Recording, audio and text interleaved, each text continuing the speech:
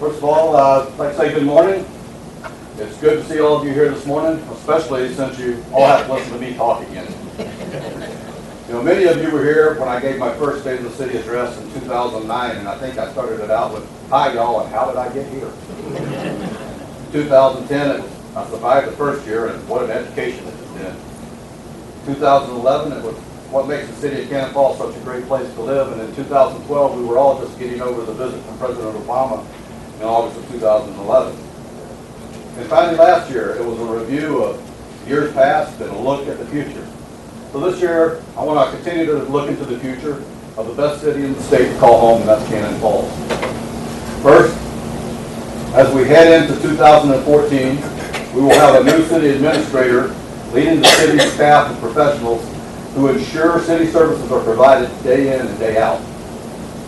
With the departure of Aaron Reeves, we're looking for someone who could hit the ground running and continue the progress of the last 5 years. The City Council on February 4th approved the hiring of Ron Johnson as our new city administrator. Ron comes to us from Lake City, where he has served as administrator for the last 9 years. And before that, he was the city administrator in Zumbrota for 15 years. His knowledge, experience, familiarity with the Highway 52 growth, and his established relationships in the county will give us that person. So please join me in welcoming Ron here this morning. Ron, just stand.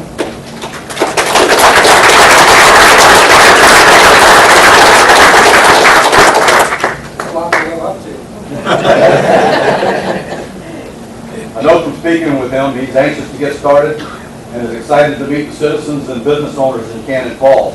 He'll be starting on March the 10th. And he has a big job ahead of him. So make sure you all give him a call and get to know him, but don't everybody call him on the 10th. We want him to at least sit in his chair up there first. During 2013, we saw quite a few things happen in the city. March the 4th of 2013, we opened a beautiful new library.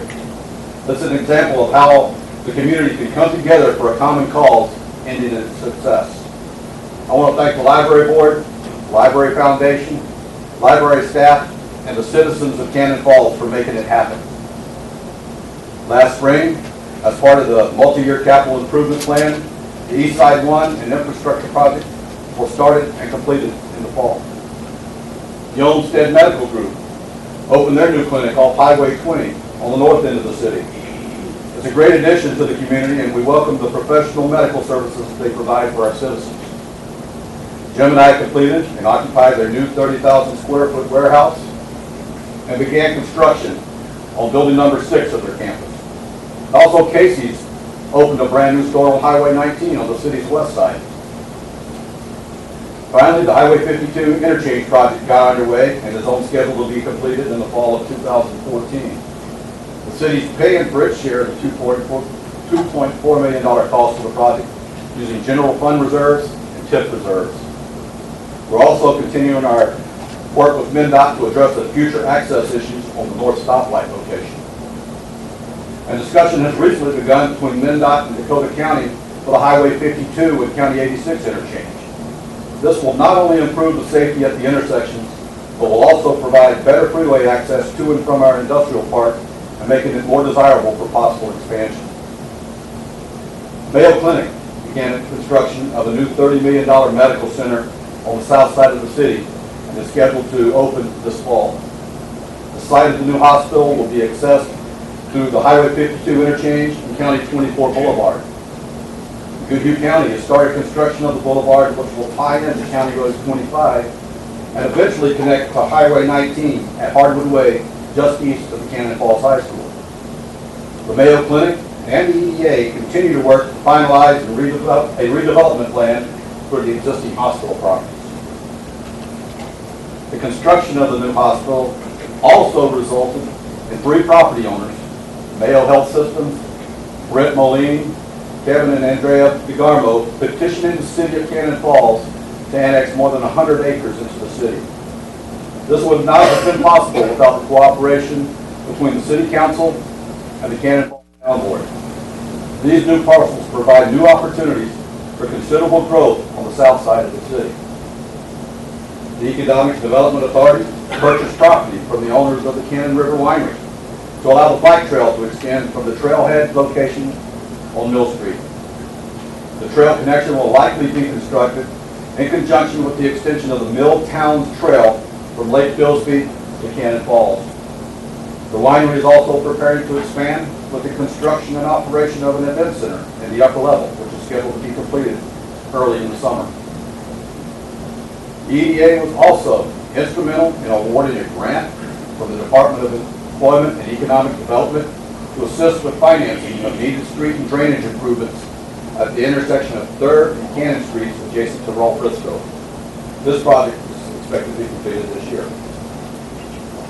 I'd like to say thank you to Dave Roney, who I don't think is today after he's ill, and all the members of the EDA for all the time and work they put into the economic development in the city.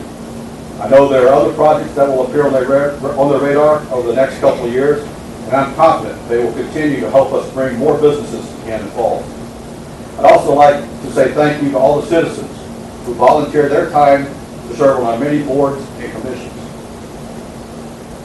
And again, I'd like to personally thank the city's employees, our administrative staff, Public Works Department, Police Department, Fire Department, Ambulance Service, and Library staff for their hard work and dedication. Without them, the city would be at a standstill. As the economy continues to recover, the city is working to control levy increases. In 2010 through 2014, the city has continued to cut costs while maintaining the same level of service. While our total budget in 2014 for all funds is $9.4 million, our levy budget for 2014 is $2,171,075, which is 3% lower than the levy in 2013.